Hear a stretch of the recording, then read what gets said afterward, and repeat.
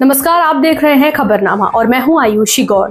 आज की हमारी खास पेशकश उन यात्रियों के लिए है जो अक्सर एयरपोर्ट्स पर महंगे खान पान से परेशान होते हैं, लेकिन अब इस समस्या का समाधान आ चुका है। चलिए जानते हैं क्या है पूरा मामला। देश के एयरपोर्ट्स पर महंगे खान पान की समस्या लंबे समय से यात्रियों के लिए परेशानी का कारण बनी हुई है। इस मुद्दे को हाल ही में संसद के शीतकालीन सत्र में आम आदमी पार्टी के राज्यसभा सांसद राघव चड्ढा ने गंभीरता से उठाया। उन्होंने संसद में पानी, चाय, कॉफी और स्नैक्स की बढ़ती कीमतों को खराब प्रबंधन पर सवाल खड़े किए। उनके इस प्रयास के बाद सरकार ने इस समस्या पर बेहद ध्यान दिया और यात्रियों के लिए एक नई योजना लेकर आई। केंद्रीय नागरिक उड्डयन मंत्रालय ने घोषणा की है कि उड़ान यात्री कैफे नामक एक नई पहल शुरू की जाएगी। इसकी शुरुआत कोलकाता के नेताजी सुभाष चंद्र बोस अंतर्राष्ट्रीय हवाई अड्डे से होगी। यह पायलट प्रोजेक्ट यात्रियों को पानी, चाय, कॉफी और स्नैक्स वाजिब दामों पर उपलब्ध कराएगा। अगर यह पहल सफल रही तो इसे देश भर के अन्य एयरपोर्ट्स पर भी लागू किया जाएगा। यात्रियों को अब 100 से 250 रुपए की अत्यधिक कीमतों पर चाय या पानी खरीदने की जरूरत नहीं होगी। सांसद राघव चड्ढा ने इस फैसले पर खुशी जताई और इसे आम जनता की जीत बताया। उन्होंने कहा, सरकार ने आखिरकार जनता की पुकार सुन ली। यह पहल यात्रियों के लिए बड़ी राहत लेकर आएगी। मुझे उम्मीद है कि यह जल्दी ही सभी एयरपोर्ट्स पर लागू होगी।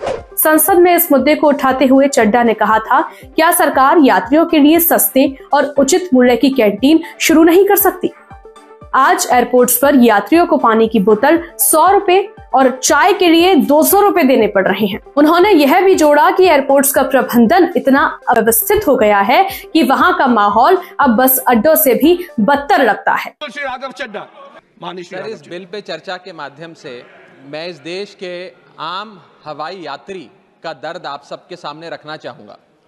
सर, वादा था कि हवाई चप्पल वालों को हवाई जहाज़ की सैर कराई जाएगी। आलम यह है सर कि बाटा कंपनी का जूता पहनने वाला भी आज हवाई जहाज़ की टिकट नहीं खरीद पा रहा है। Economy class is no more economical sir.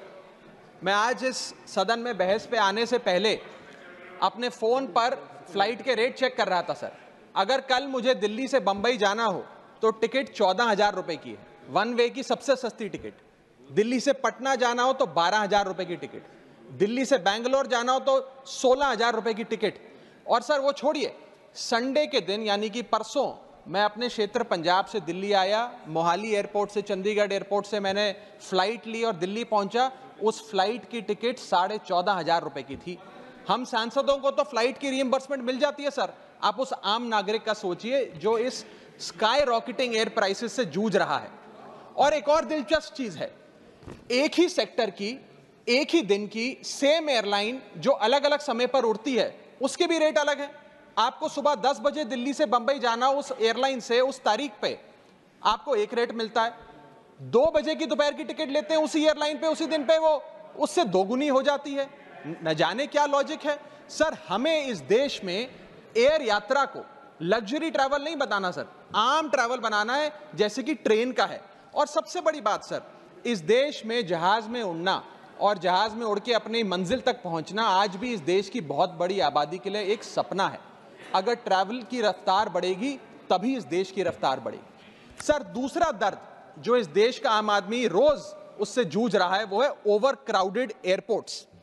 Sir, आज हमारे देश के एयरपोर्ट्स बस अड्डे जैसे बन गए हैं। बस अड्डों से बदतर हालत, बदतर व्यवस्था देश के एयरपोर्ट्स पर है सर।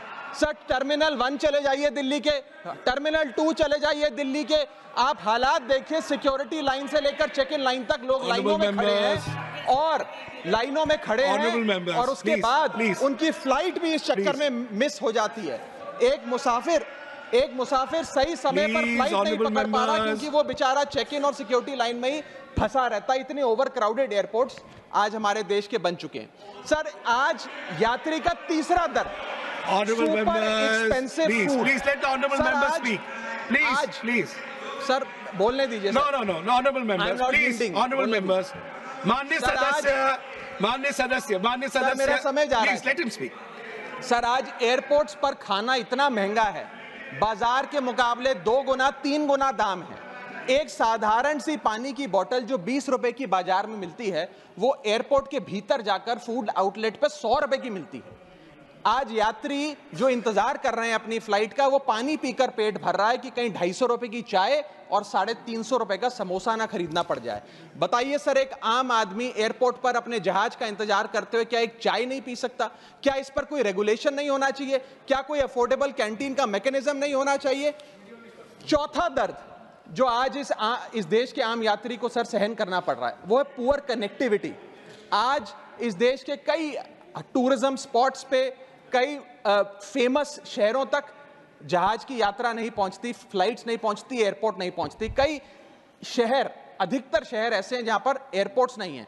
इंसान को जहाज लेकर, जहाज से उतरकर कई घंटों का बस का और गाड़ी का सफर तय कर अपनी मंजिल पे पहुंचना पड़ता है। सर सरकार ने कहा कि मालदीव्स मत जाओ, लक्षद्वीप जाओ छुट्टी मनाने। मैं आपको आज का रेट बता रहा हूं सर, अगर आज मुझे दिल्ली से मालदीव जाना हो तो 17,000 रुपए की फ्लाइट है, लेकिन दिल्ली से लक्षद्वीप जाना हो तो 25,000 रुपए की फ्लाइट है। सर तो बताइए, हम मालदीव जाएं कि लक्षद्वीप जाएं? सर चौथा दर्द जो आज पांचवा दर्द जो आज एक आम यात्री को महसूस करना पड़ रहा है, वो है sir flight cancellation and delays. Sir एक आम नागरिक अपनी मंजिल पे, अपनी डेस्टिनेशन पे पहुंचने के लिए, जल्द पहुंचने के लिए कभी कभार ट्रेन यात्रा या बस या गाड़ी की यात्रा नहीं करता, वो महंगी टिकट खरीदता है। महंगी टिकट खरीद के अपनी मंजिल पे समय पे पहुंचना चाहता है। और कुछ ऐसे भी लोग हैं जो आर्थिक तौर पे सक्षम नहीं हैं, लेकिन आपातकालीन परिस्थितियों में, इमरजेंसी सिचुएशन में वो भी महंगी जहाज की टिकट खरीदकर जहाज की यात्रा करना चाहते हैं, अपनी मंजिल पे पहुंचना चाहते हैं। लेकिन क्या वो अपनी मंजिल पे समय पर पहुंच जा रहे हैं? निर्धारित समय से 3 से 4 घंटे लेट आज जहाज चलते हैं। और खास तौर पे छोटे शहरों के जो एयरपोर्ट्स हैं, वहां पर तो मैक्सिमम डिलेज देखे गए हैं। सर 1 केजी अगर एक्सेस बैगेज हो जाए तो फ्लाइट आपसे हजारों रुपए का किराया वसूलती है, लेकिन कई घंटों के डिले के लिए क्या फ्लाइट हमें कॉम्पनसेट करती है? मैं आज माननीय मंत्री जी को कहना चाहूंगा कि कुछ ऐसा मैकेनिज्म बनाए कि हर घंटे के फ्लाइट के डिले के लिए एयरलाइन आम यात्री को कॉम्पनसेट करे, उसकी जेब में पैसा डाले। इसी के साथ साथ हर महीने एक चार्ट जारी होना चाहिए कि किस सेक्टर की कौन सी एयरलाइन ने कितने घंटे का डिले, किस सेक्टर की कौन सी एयरलाइन ने कितने घंटे का डिले यात्रियों को दिया। और इसी के साथ साथ सर छठा दर्द जो आज के भारत देश के आम यात्री को महसूस करना पड़ रहा है सर, वो है लैक ऑफ अफोर्डेबल ऑप्शंस। जो अभी मेरे साथी भी बात कर रहे थे कि इस देश में 90% एयर ट्रैवल 2 एयरलाइंस के पास है, 90% मार्केट शेयर 2 एयरलाइंस के पास है। यानी कि एक हमने कार्टेल क्रिएट कर दिया, डुओपोली क्रिएट कर दी, यानी कि वो मनचाहे दाम पे मनचाही सर्विसेज देंगे, क्योंकि कोई कंपटीशन ही नहीं है, कोई प्रतिस्पर्धा नहीं है। इतनी विशाल जनसंख्या वाला हमारा देश है, और इतनी विशाल जनसंख्या वाले देश में मात्र 2 ही कंपनियां हमारा पूरा एविएशन सेक्टर चला रही हैं। सर सरकार लाई एक स्कीम जिसका नाम था उड़ान, जिसका फुल फॉर्म है उड़े देश का आम नागरिक। पर कैसे उड़े? ना फ्लाइट के उड़ने के ऑप्शन है, ना अफोर्डेबल टिकट है, ना फ्लाइट सही समय पर चलती है, तो कहां उड़े, कैसे उड़े? और सबसे बड़ी बात सर, जब से ये उड़ान स्कीम आई है, एक धारणा एविएशन सेक्टर में बनी हुई है कि जैसे ये स्कीम लागू हुई 2 एयरलाइन बंद हो गई, जेट एयरवेज और गो एयर, और तीसरी स्पाइस जेट बंद होने की कगार पे खड़ी है। तो अब लोग ये भी कहने लग गए हैं कि शायद उड़ान स्कीम एक बहुत बड़ा अपशगुन थी। और इसी के चलते आज हमारा देश का आम नागरिक प्लेन से वापस ट्रेन पे जा रहा है। सर मेरा 7वां दर्द बैगेज चार्जेस और बैगेज डिलेज। सर अगर आपका 1 केजी बैगेज ओवरवेट हो जाए तो हजारों रुपए एयरलाइन आपसे एक्सेस बैगेज के चार्जेस वसूल लेती है। यहां तक कि कुछ लोग अब अपना सामान एयरपोर्ट पर फेंक के चले जाते हैं, बिकॉज उनके सामान में पड़ी वस्तुएं इतनी महंगी नहीं है जितना बैगेज चार्जेस एयरलाइन ले लेती हैं। और बैगेज के डिलेज देखिए सर, लंबा आपको इंतजार बैगेज बेल्ट पे करना पड़ता है कि कब हमारा बैग आएगा। जब स्क्रीन पर देखते हैं तो स्क्रीन पर लिखा आता है बैगेज ऑन बेल्ट, लेकिन बैगेज ऑन बेल्ट नहीं होता, सिर्फ 2-3 बिजनेस क्लास पैसेंजर्स का बैग आता है, और न जाने कितने मिनट एक आम नागरिक को इंतजार करना पड़ता है इस एक्सेस डिले के लिए। या इसको एक स्टैंडर्डाइज करने के लिए कोई प्रोसीजर सरकार को बनाना चाहिए। सर मेरा 8वां दर्द मैं समाप्त कर रहा हूं सर 8वां दर्द heavy car parking charges eight airport. Sir आज आप एयरपोर्ट्स पर पार्किंग का ठेका किसी एक कंपनी को दे देते हैं और वो मनचाहे दाम वसूलती है। खास तौर पे छोटे एयरपोर्ट्स पे 200-250 रुपए प्रति घंटे की कार पार्किंग चार्जेस देनी पड़ते हैं। आज आप दिल्ली के एयरपोर्ट चले जाइए, 220 रुपए प्रति घंटा गाड़ी का चार्ज लगता है, और अगर आपने कोई कैब टैक्सी बुक कर ली तो उसका भी मोटा बिल आता है, क्योंकि वो टैक्सी वाला भी expensive car parking charges, airport charges अपने बिल में जोड़कर आपको देता है। सर, ये था दर्द फ्लाइट में चढ़ने से लेकर फ्लाइट में उतरने का। मैं अंत में चार पंक्तियां सुनाकर अपनी वाणी को विराम दूंगा, और आज इस देश के आम नागरिक, आम यात्री का दर्द इन पंक्तियों में आप तक पहुंचाने की कोशिश करूंगा। कहीं है लंबी लाइनें, कहीं चेक इन से पहले काउंटर बंद, कहीं स्लो चल रहा है सर्वर, कहीं इंटरनेट है मंद। महंगी टिकट के बाद भी यात्रा की कोई गारंटी नहीं, आपका सामान चाहे टूटे चाहे फूटे कोई वारंटी नहीं। जो हाल है बस अड्डों का, वही तस्वीर आती है एयरपोर्ट से। चाय हो या समोसा नहीं मिल रहा 500 रुपए के नोट से।